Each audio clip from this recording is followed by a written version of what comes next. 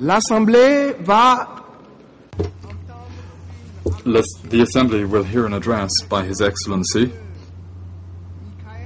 Mikheil Saakashvili, President of Georgia. I request protocol to escort His Excellency.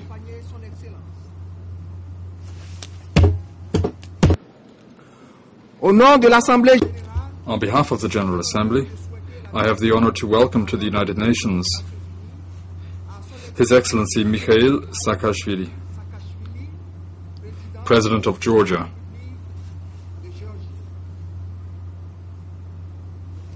And to invite him to address the Assembly.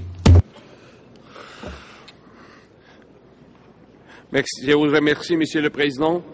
Thank you, Mr. President.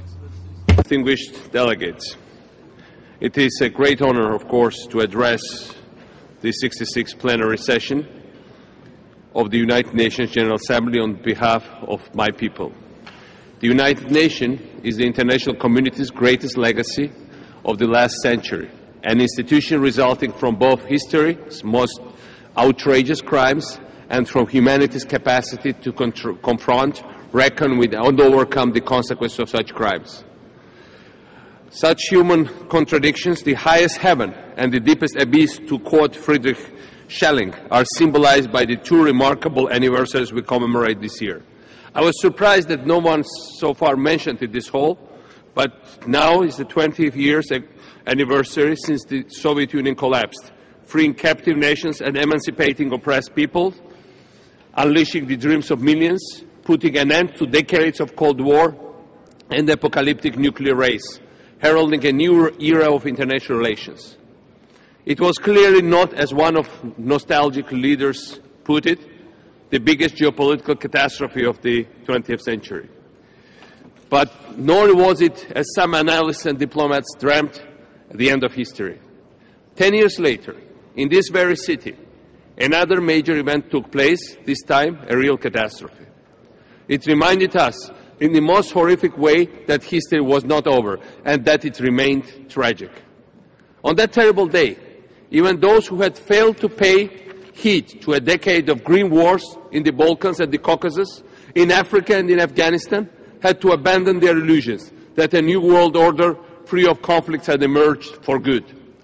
The attacks on New York and Washington were not aimed at a single country, but instead targeted a set of values and a way of life, freedom and democracy. September 11 reminded us that the world remains a true battlefield. A battlefield not among religions, as many people claim, or nations, but a battlefield within every religion, every nation and every culture. A battlefield between those who try to build and those who seek to destroy, between those who choose freedom and those who pledge to eradicate it. A battlefield between the nihilism and the very idea of civilization. And 10 years later, the remarkable upheavals in the Arab world have offered us yet more proof that there is no end to history, and there a clash, and nor there is a clash of civilization. Instead, a universal call to freedom is rising even in places where some doubted it could ever rise. It is being met by a monstrous effort to quell it. As we speak, the highest heaven and the deepest abyss are once again in conflict, and it is our duty as leaders to wait in and speak out, to decide and to act. Ladies and gentlemen, distinguished delegates, the first anniversary I evoked earlier, the fall of Soviet tyranny, continues to reverberate today in important ways. When that moment came 20 years ago, for us, the former subjects of Soviet bureaucracy, students, artists, dissidents, workers, men and women, old and young, it was hardly the end of history, but on the contrary, it was a new beginning of history. Communism had frozen our will in a cold and closed museum. When it collapsed, the doors of history swung open again. We found ourselves confronted at once by both the best and the worst. The best transpired for those nations quickly integrated into the European Union and the North Atlantic Treaty Organization. The others, like the people of my country, Georgia, were left to the mercy of failed states, civil unrest, wars, ethnic cleansing, and foreign occupation. 2 years ago, from this very podium, I suggested that there were two ways to leave communism behind and to re-enter history. There are the ways of Václav Havel and the way of Slobodan Milosevic. The way of liberal democracy and tolerance on one side, and the way of authoritarianism and ethnic nationalism on the other. There are, in other words, men who embrace freedom and men who erect mental and physical walls. To the latter, who still see the extension of the European Union and NATO as a threat, I would like to say that the Cold War ended in December '91, that they should not be afraid of having democratic neighbors wishing to join wider democratic clubs. There is no hidden agenda of a secret poll or plot in any of those capitals to undermine the sovereignty of bigger nations. The Cold War ended 20 years ago, and slowly, but too slowly, new rules are emerging, and even those rules are still too rarely applied. Step by step, though, tyrants start to fear that they could one day be held accountable for their crimes. There will be, I am convinced, less and less tolerance for the ethnic cleansing and other war crimes that have stained my country and so many others. This is the very reason of our existence as the United Nations, is it not?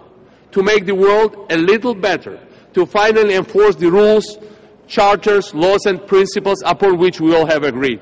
It is time to understand that the world has changed, that an army, as powerful as it might seem, cannot ultimately deny the will of the people, that a government, as strong as it might look, cannot unilaterally and freely dismember sovereign nations, that we are not in 1938 or in 1968, but in 2011. Your Excellencies, distinguished delegates, as I speak, the Russian Federation militarily occupies 20% of sovereign Georgian territory, in violation of international law and August 12, 2008 ceasefire agreement. As I speak, almost 500,000 internally displaced persons and refugees in a country of less than 5 million people continue to suffer because they are denied their right, a right reaffirmed over a dozen times by this very House to return to their homes and villages. They cannot go back because in Moscow, a foreign leader has decided that their home is no longer their home. To such cynicism and brutality, we respond with calls for justice and commitments to peace. Last year, on November 23rd, I addressed the European Parliament and solemnly pledged that Georgia would never use force to liberate those of its regions currently occupied by the Russian Federation, even though the UN Charter, as we well know, gives us the authority to do so. We definitely renounce military means to restore our territorial integrity. The commitment I made before the European Parliament is legally binding. I have sent relevant letters to the Secretary General of the UN and other international organizations. It will soon be 1 year since Georgia renounced the use of force. Ladies and gentlemen, 1 year and we are still waiting for Russia's leadership to reciprocate the gesture of peace. Unfortunately, instead of dialogue, the response we have received has come in the form of dozen terrorist acts targeting Georgia, attacks directly organized and supervised, as is well confirmed by different international actors, by confirmed officers of the Russian secret services. Ladies and gentlemen, the Cold War is over, but some leaders have still to realize it and stop reasoning in terms of spheres of influence, near abroad, domination and zero-sum games. The Cold War is over, but embargoes, blackmails and brutal diktats are still used against Ukraine, Moldova or Belarus. The Cold War is over, but even the Baltic states have to face manipulations of their democratic political landscape and neocolonial games with their minorities. The Cold War is over, but the old Soviet habit to play an ethnic and religious hatred is still alive. It is especially true in the black hole that North Caucasus has become, with brutal violence, with displacement and killing of tens and hundreds of thousands of its inhabitants. Georgia is responding to this brutal danger of politics by opening its borders, inviting people to come and exchange, debate and dialogue, by trying to overcome the informal blockades and by trying to rebuild the bridges among nations. These essential bridges that others are systematically destroyed. Georgia is responding to military build-ups with programs to its children, to lift children out of poverty through access to modern technologies. computers, internets, to military build-up and new bases with new hotels, new bicycle roads, new boulevards. Georgia is responding to methods of the past by embracing the promises of the future, new healthcare system, hundreds of new hospitals. Our programs on advanced programs on non-communicable diseases and insurance for everybody in the country, and many, many others. Mr. President, the end of the Cold War launched an era of opportunity and turbulence, liberating local dynamics in ways both tragic and exultant, and leading to a constant flux in world order. It has unleashed hatred, ethnic conflict, mass terror, genocide, many other human calamities. But it is also has generated fantastic emancipations. Think of the colored revolutions of Eastern Europe, the dazzling development of Asia, the progress of democracy in Africa, or more recently the Arab Spring. None would have been possible if the Soviet Union still existed as a global player and a global threat to all the continents, Africa, Asia, Europe alike, and the others. Since 1991, history has become more and more unpredictable, swinging violently between the highest heaven and the deepest abyss Schelling was referring to.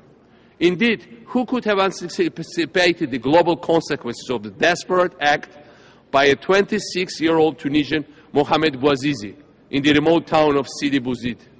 One poor man in an unknown place was denied his right by imperialist police, and like a distant echo of Czech Jan Palach in front of the Russian tanks in 1968, he immolated himself. This breathtaking act of despair, ladies and gentlemen, has literally turned the world upside down. Some dictators are jailed or on the run. Regimes